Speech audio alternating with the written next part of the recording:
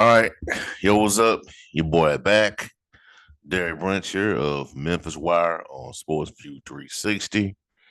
In today's vlog, I just want to talk about the recent events concerning the Memphis Tigers men's basketball program as they gear up for the upcoming 2024-2025 season. So, last time I talked to y'all was on Monday, Memorial Day. Had the latest news concerning the team as they were interested in an international player that I'm going to talk about later on in this video.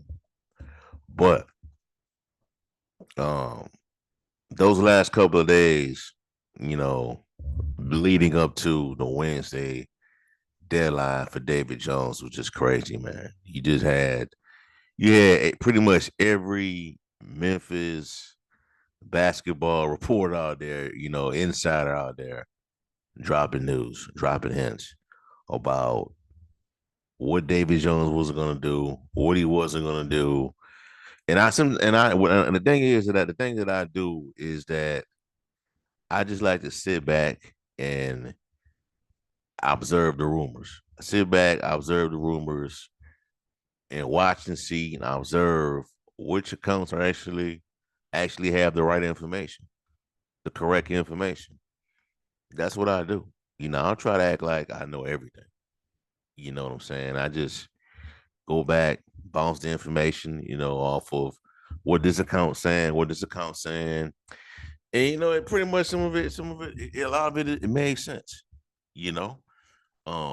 Wednesday, as many of you already know, the decision made by David Jones was that he was going to join the professional ranks of the National Basketball Association, otherwise known as the NBA. There are people out here saying that he was staying. That decision was made that he was gonna come back to the program because his draft stock wasn't good. It wasn't good enough. Things didn't go as planned at the combine, and the NIL money was too great to pass up. And that's life changing money. That's situation changing money, and he won't be able to garner that type of revenue, that type of money at the next level. Just because he was an undrafted player, may become an undrafted player or a two-way contract player, man. But when it came down to it, he made his decision. He decided to go to the NBA, and this money is not the issue for him. That's not what he's behind, and I have no issue with that. Good luck at the next level. Wish him nothing but the best. You know what I'm saying? It is what it is. You gotta sometimes players gotta strike while the iron is hot. And that all money ain't well. I won't say all money ain't good money, but money ain't everything to some of these players, man. Sometimes they're just ready to go. You're tired of being in college. He's been in the collegiate ranks for a long time. You know what I'm saying? And he got that extra year of eligibility with the COVID pandemic. Everybody got that extra year. Time for a lot of these guys to move on. Some of these kids are ready to go pursue an NBA career, you know? And I'm pretty sure that he's willing to do what needs to be done to excel at the next level. Find his way, find his niche at the NBA level. So he won't be coming back to the program. You know what I'm saying? And when it came out, it was like, well, he's not pursuing a career. He's not going to the NBA. Then later, Hitman Hoops, he put out that they're still trying to convince him to stay with the program. It was up until the 10:59 deadline that this stuff was going on. It was just nonstop. And then Penny Hardaway was pulling out all the stops, but at the end of the day, he said he was staying. And so today I finally got a chance to go over this article, go over this story put out by the commercial appeals Jason Munns as it pertains to the Tigers losing David Jones and what it means for the program. So what he does is he goes over a few things, a few bullet points, and talk about what the Tigers will be missing without the presence of David Jones. So first of all, he just talks about Jones' ability to carry the Tigers, and he did that a lot last season, despite the flaws that he had as a defender. Sometimes high turnover rate. He was a player that could put the team on his back. Whenever they needed points, whenever they needed that go-to guy to make things happen, David Jones was that guy. He was their most reliable scorer. He was their most reliable scorer since the days of Kendrick Davis was on the court. DeAndre Williams. He was a bucket getter, and the Tigers won't be having that this season. They won't be having that this upcoming season until we see what they have in PJ Haggerty, Tyrese Hunter. It'll be an unknown. Even though, despite their upside, the incoming players' upside, we'll just have to wait and see in that aspect. You know what I'm saying? Mons just goes over, Jones's versatility in the lineup. If Hardaway wanted to go big, he can line up Jones in the backcourt. If he wanted to go small, play a small ball lineup. He was comfortable. David Jones was comfortable with playing in the post, and which will allow them to create mismatches against bigger and slower interior players. So that's a lot of the things that he could have done. He could do as a player, and I know people complain. A lot of people complain about his turnovers and his lack of defense at sometimes, but sometimes you got to take the good with the bad. And with David Jones, you have to take that good with the bad because he could score. He was that good. He was that effective um, as a scorer, as a difference maker for this team. Now he was really good on as a player that can force turnovers. He had over 70 steals, 60. He had which was second most in the AAC and was maybe one of the best 3-point shooters in the conference as well, 38%. And he was always able to get to the line. Every time Memphis was down by a huge deficit, or just even a small deficit, David Jones was finding a way to get to the free throw line. And every time he got there, it was two easy buckets. It was going to be two easy buckets every single time. He shot 79.7%. So, in regards to how the lineup is going to look, um, I think they're gonna rely a lot on Tyrese Hunter, which Mons which Mons details in this story. PJ Haggerty will be a scorer. I think is going to be one of the top scorers next season. And he has been. I haven't read the story yet, but I've been hearing a lot about George Mason's former George Mason guard Baraka Okoji. They're saying that he's pretty good as well. He's going to be a pretty good player for his upcoming season, but we'll see. Dan Denasia, former Illinois big man, expected to be the front runner at the 5 position, which is the center. But Moises Cisse is also some stiff competition as well. So we'll see how that plays out. Um, Kobe Rogers could be a factor as well. Nicholas Jordan, I think he's going to be a starter, and Tyreek Schmidt could be a factor as well. You know, but I think me personally, I think that with or without David Jones, I think they're gonna have a good team this season. I think is enough for them the team, the roster that they're assembling together is going to be good enough to compete in the AAC next season.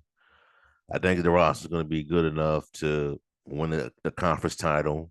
Um, it'll be the first one since 2000 since the prior season 2020 22 2023. That'll be the first ever conference title. I think they're going to still win it. I'm going to see. I haven't seen the latest bracketology post, early one, but by Joe Lenardi yet. But I wonder if he's still going to have Memphis as a projected favorites to win the conference since David Jones is not returning. You know what I'm saying? Also, does this affect, like in regards to the NCAA tournament, does this transaction of David Jones hurts to sit there ceiling in that aspect? Maybe.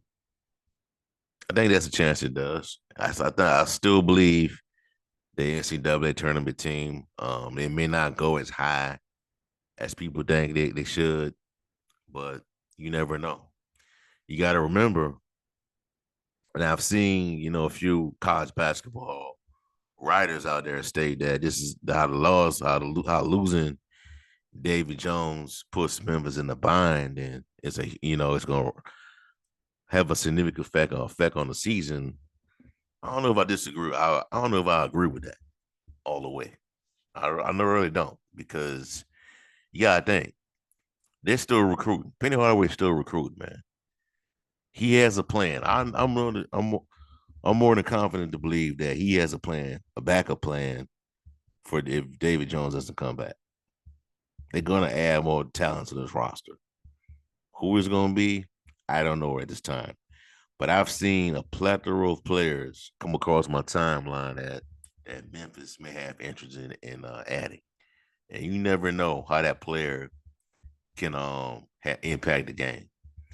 Because I believe last year around this time they were pursuing David Jones.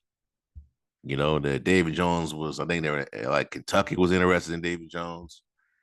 A few other programs were interested in David Jones. He chose Memphis. Look what happened.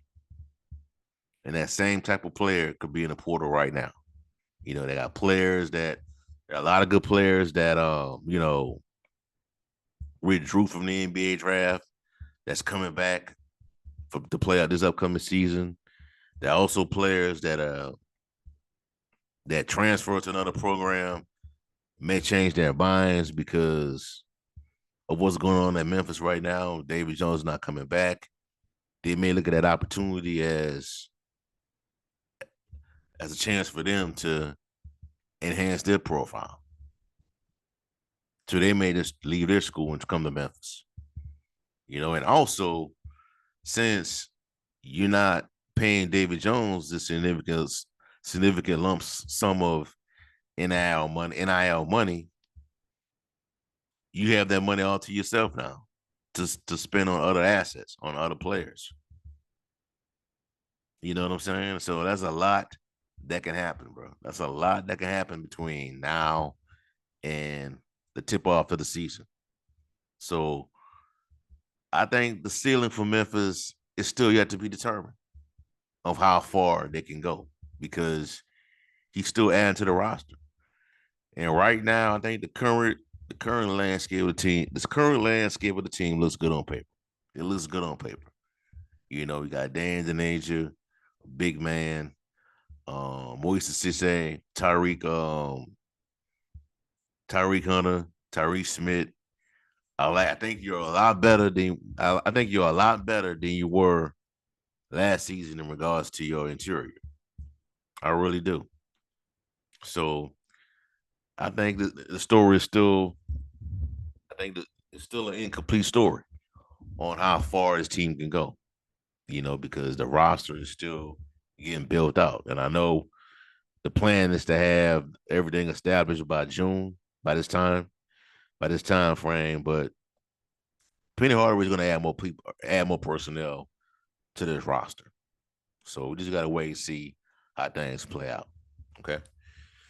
All right. In other news, that same night that everything was going down that Wednesday night, in regards to the David Jones situation, it was reported by Munz and a few others that Um, they got a commitment from Daniel Vieira Tuck, the player that I talked about a few days prior that Memphis was targeting. So it happened. He committed to Memphis for this upcoming season. Now, as I said in the previous video on this guy, I don't know how much playing time is he gonna get. I really don't know at this time. This could be a very this is to me is unknown right now. You know who I don't really know his upside with a as a Memphis Tiger yet. I don't. You know, hopefully it don't turn out the way it did with Ian Granger, who didn't get any playing time, hardly any playing time on the court. He transferred. Hopefully that's not the case with this guy. This guy is still young, man, a young player, 19 years old, um, 6'4" guard. He is from the United States, by the way. He just played. He just his playing experience is on the international level though. From Sulphur Springs, Texas. Played in Portugal. Uh, was a part of the Portuguese national team, the U2 Zero, averaged 2.3 rebounds per game for the SL Benfica of the Lisbon-based Liga Portuguesa de Basketball. Um, he has a huge upside though. He really does. You know what I'm saying? And I don't know where he fits into the current landscape of the team though. But I'm sure that there's a plan to get him on the court. You know what I'm saying? I really do think that's the plan. You know, I don't think he would have came commit here if he knew he wasn't going to get the opportunity to get some playing time. You know, and I don't think he's going to be the a guy that they're going to put the ball into the hands of when they want something to happen right away. You know, but we'll see how it play out, man. They got Daniel Vieira Tuck, DVT. That's what they call him. He is the latest Memphis Tiger player to commit to the program. Um, so we'll see. I don't think he starts this upcoming season.